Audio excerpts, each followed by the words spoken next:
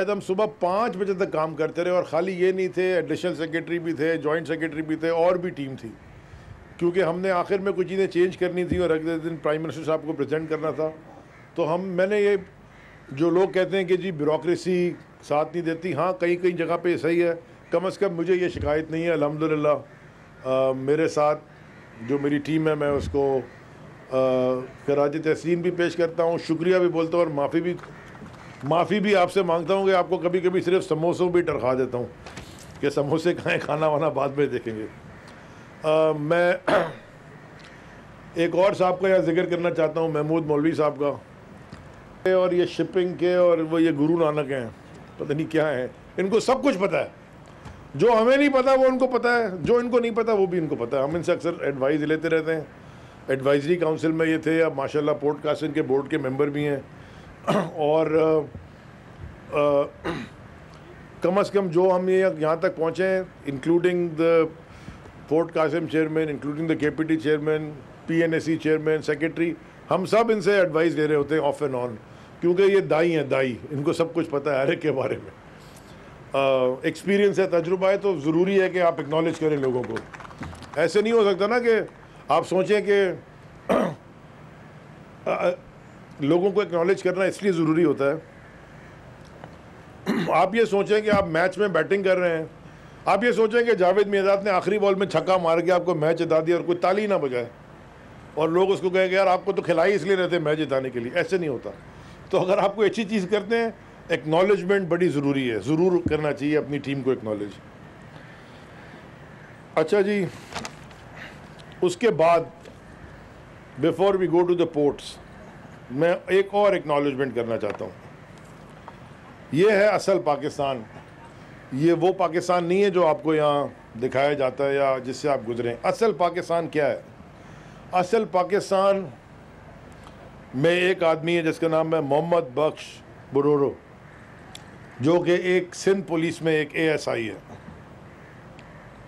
जिसने उन घटिया लोगों को जो कि ज़्यादती करते थे पकड़ने के लिए, इसे कहते हैं हर चीज़ दाव पे लगाना, उसने अपनी बेटी को भी बेट बना के उनको पकड़ लिया। सुबह प्राइम मिनिस्टर साहब ने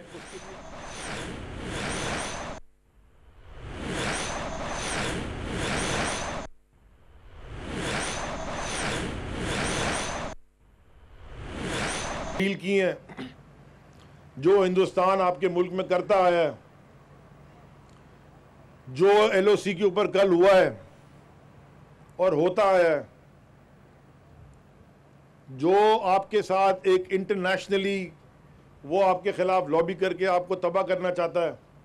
अल्लाह कुरान में कहता है कि इंसान का एक प्लान है बनाता है और अल्लाह एक प्लान बनाता है, और बेशक अल्लाह का प्लान इंसान के प्लान से बेहतर है। ये है डिक्लेयर्ड एनिमी। ये सारी बातें ऐसा ऐसा खुल के आ रही हैं और मैं so called friends of the state, जो कि असल में एनिमी का किरदार अदा कर रहे होते हैं या एनिमी को हेल्प कर रहे होते हैं। आपका जो बयानिया है, जो आप जलसों में बयानिया दे रहे हो, ये आप पाकिस्तान की मदद नहीं कर रहे, हिंदुस्तान की मदद कर रहे हो, और आपको इसका पता है। ये आ गया है कि किसको किसको कितनी कितनी फंडिंग मिली है। वो तो आज 20-22 अरब का आया है, थोड़े दिन बाद और आएगा, पता चलेगा कि और जो बैठे हैं उनको कितनी फंडिंग मिली है। आप भी एक्सपोज हो जाओगे। एक्सपोज तो मैं कर सकता हूँ ना कम से कम मीडिया में, अगर मीडिया नहीं दिखाएगा, ट्विटर तो है, सोशल मीडिया तो है। एक्सपोज हम आपको करते रहेंगे। इस मुल्क को अब हम खाने नहीं देंगे किसी को। इस मुल्क में मुझे वजीर बनने के बाद, ये मैं आपको कह रहा हूँ, मुझे वजीर बनने के बाद इस बात का पूरा यकीन हो गया, कसम खिलवा लें किसी चीज़ की, कि इस मुल्क में जितना पोटेंशियल है, पहले हम बात सुनते थे ना कि जी बड़ा पोटेंशियल है पाकिस्तान में, ये हो जाएगा तो वो हो जाएगा। अब मैं एज ए फेडरल मिनिस्टर आपको कह रहा हूँ, ख़ास तौर पे इस मुल्क में इतना पोटेंशियल है कि इस मुल्क में आप अगर पूरा पोटेंशियल यूटिलाइज करना शुरू कर दें, आप गरीब आदमी ढूंढ रहे होंगे सदका देने के लिए, ये कोई गुर्बत ख़त्म हो जाएगी। यहाँ बहुत पोटेंशियल है, इस कोस्ट लाइन में बड़ा पोटेंशियल है। दुनिया के मुल्क जो कोस्ट लाइन जिनकी थी वो कहाँ से कहाँ पहुँच गए। वहाँ प्रॉब्लम ये थी कि वहाँ जो वजीर थे ना, वो प्लॉट बेचने के लिए नहीं आए थे, वो कुछ काम करने के आए थे मुल्क के लिए। यहाँ उल्टा हिसाब रहा है, जो आया है उसने पहले अपना इंटरेस्ट देखा। पहले जी मैं तो सिक्योर कर लूँ, तुम्हारी औकात क्या है अपने आप को सिक्योर करने की? सिक्योर तो अल्लाह की ज़ात करती है। बड़े बड़े मैंने देखे करोड़ों रुपए कमा गए, औलाद की बीमारी में निकल गए, अल्लाह माफ़ करे। हलाल खाओ, हलाल की खाने में 10 रुपए में लाख रुपए से ज़्यादा बरकत है। अब आ जाए जी पोर्ट कासिम पे। एडमिरल साहब 2 साल हो गए, आपको तो कम, मुझे 2 साल हो गए, और हम $29,000 पर डे खर्च किए जा रहे हैं टग्स पे। ये मैं बड़े दिन से लगा हुआ था, पुश कर रहा था कि जी आप अपनी कैपेसिटी बिल्डिंग करें। हमारे पास अपनी कैपेसिटी है, हमारे पास लोग हैं, आपके अपने कॉलीग्स हैं, अच्छे अच्छे नेवल ऑफिसर्स हैं, मर्चेंट नेवी के लोग हैं, एक्सपर्ट्स हैं। ये $29,000 अ डे कितना 46-47 लाख रुपए बनता है रोज का आप देते हैं टग बोट्स को। तो ये 17 तारीख को आपने वादा किया है कि 17 तारीख को फाइनेंशियल बिड खुल जाएंगी, 17 को 18 मत कीजिएगा। और यही बात मैं वो 4 कॉन्ट्रैक्टिंग कंपनीज को भी कहना चाहता हूँ, जो आपने टाइमलाइंस दी हैं 360 दिन, 18 महीने, जो भी आपने अपनी टाइमलाइन सेट की हैं, हाथ जोड़ के मैं आपसे कह रहा हूँ अपनी टाइमलाइन के अंदर रह के काम करें, पहले ख़त्म करें, एक्सीड ना करें। मैं अक्सर कॉन्ट्रैक्ट देता हूँ, वो हुकूमत 3 दफ़ा चले जाती है, वो टाइमलाइन ही कभी आ रही होती, कोई एक्सटेंशन हो रहा होता है। ये प्लीज़ पाकिस्तान के लिए बड़ा नुकसान हो जाएगा। सो मेरी दरख्वास्त है कि टाइमलाइंस के ऊपर आप करें सर, ये नंबर 1। नंबर 2, जो हाथ में आज चीज़ है वो मैं आपको बताने लगा हूँ, उसके बाद मैं आपको विजन भी बताऊंगा मैं क्या चाहता हूँ। मैं क्या कहता हूँ, प्राइम मिनिस्टर क्या चाहते हैं, मैं तो एक नुमाइंदा हूँ छोटा सा।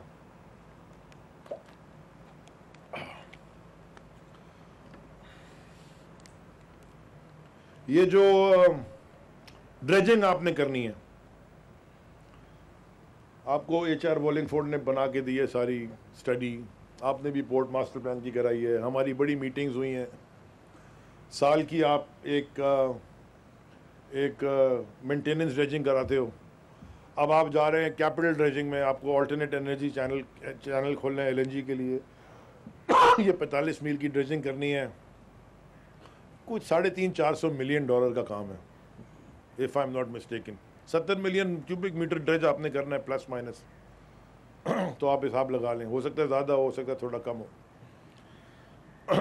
फिर जो हम ये दे रहे हैं टगों के, जो टग्स के ये हम पैसे भरते हैं, यहाँ KPT का भी यही हाल है, गवादर ने भी खड़ा होना है, वहाँ पे भी टग्स की और ड्रेजिंग का सारा मसला होगा।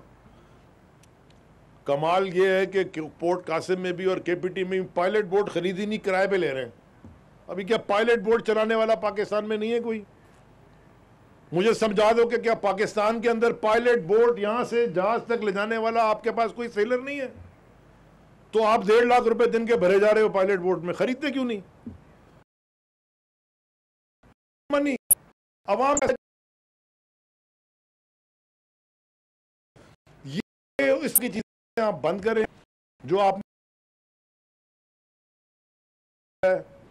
वो ये जो ऑपरेशनल के अंदर ही बढ़ जाएगा।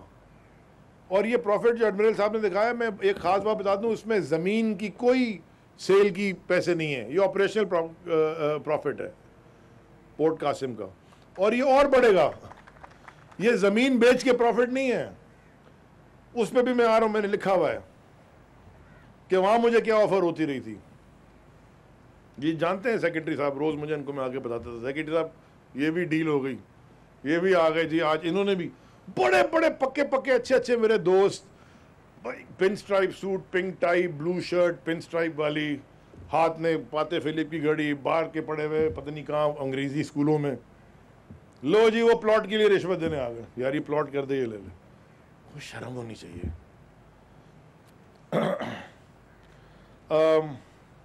सो हमने एक प्लान बनाया मेरी टाइम की तरफ से कि अब हम ये सारा इन हाउस क्या करेंगे, चाहे वो आप बहरिया फाउंडेशन को पार्टनर बनाएं, नेवी को बनाएं, अपना करें। एक बड़ा एक कॉन्सेप्ट वो है marine services company. Marine services company का मुझे एक आइडिया सेक्रेटरी साहब ने पहले दिया था जब ये चेयरमैन थे PNSC के, लेकिन मैंने अमेरिका में एक बड़ी इंटरेस्टिंग चीज़ देखी। हालांकि उसकी जमहूरियत भी अब नज़र आ गई है सबको, वहाँ भी वो कहता है मैं नहीं जाऊँगा, लेकिन वो भी कह रहा है मुझे क्यों निकाला। लेकिन जो वहाँ मैंने एक बड़ी इंटरेस्टिंग चीज़ देखी, और आप लोग जो नेवी में आपको ज़्यादा इसका पता है, कि जो पायलटिंग है वो सारी की सारी कोस्ट गार्ड के पास है, जो कि वहाँ यूएस नेवी के अंडर आती है, और 80-90% ऑफ द पोर्ट्स, और ड्रेजिंग जो है वो सारी अमेरिका आर्मी कोर के पास है। वहाँ ये वो आप कॉन्ट्रैक्ट में ड्रेजिंग, मैंने आपको परसों भी कोफा में मैं गया था तो मैंने आपसे कहा था ना, ये लोगों को पता नहीं है ड्रेजिंग क्या होती है। ये जो करप्शन में डी नहीं होता, लेकिन जो 3 पैसे कमाने की डीज हैं उसमें एक ड्रेजिंग का भी डी है। पहला डी होती है ड्रग स्मगलिंग। अगर आप ड्रग स्मगलिंग करें आप बहुत पैसे कमा लेते हैं। साइकिल वाला सडनली देखते 2000 गज के बंगले में रह रहा है, वो ड्रग स्मगलिंग से रहता है, डी फॉर ड्रग स्मगलिंग।